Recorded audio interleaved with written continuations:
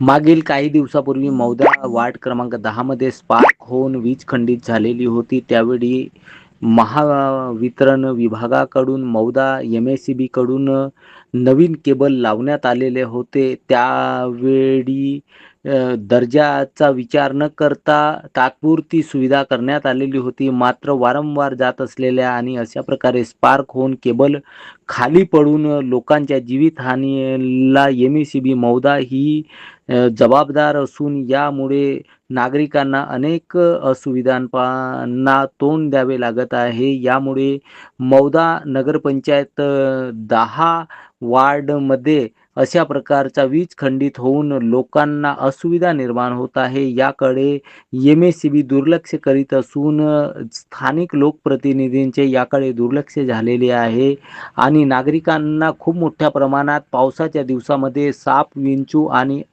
अनेक प्रकारच्या सरपटणाऱ्या आणि विषारी घातक प्राण्यांपासून धोका निर्माण झालेला आहे. याकडे मौदा नगरपंचायत आणि एमएसईबीने दुर्लक्ष केलेले आहे आणि या ठिकाणावर एमएसईबीच्या कर्मचाऱ्यांनी ज्या प्रकारे वायरिंग केलेली होती, स्पार्किंगमुळे जो स्फोट झालेला होता आणि झाडामध्ये वायर फसल्याने तो स्फोट झालेला होता.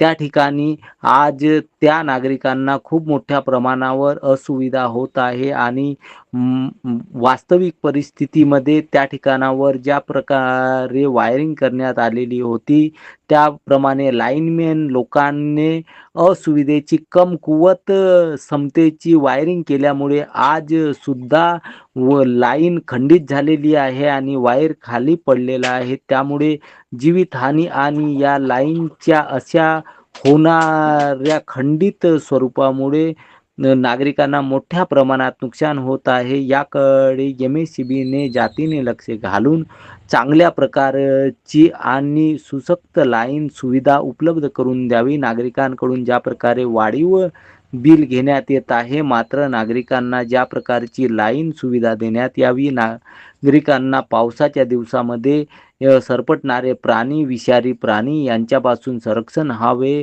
म्हातारा वर्ग आणि त्या प्रकारे बालक यांच्या सुद्धा इथं समाविष्ट होऊन त्यांना एक चांगली सुविधा एमएसईबी कडून मिळावी अशी मागणी केली जात आहे. हे एनटीपीसीचा शहर असून या ठिकाणावर एमएसईबी कडून वारंवार अशा प्रकारचे कृत्य केले जात आहे आणि लाईनमध्ये खंड केल्या जात आहे. त्यामुळे नागरिकांना वारंवार मोठी समस्या निर्माण होत आहे. याकडे जातीने लक्ष घालून त्वरित हे खंडित होणारे लाईन व्यवस्थापन सुरळीत करावे अशी मागणी नागरिकांकडून यावेळी या ठिकाणी केली जात आहे.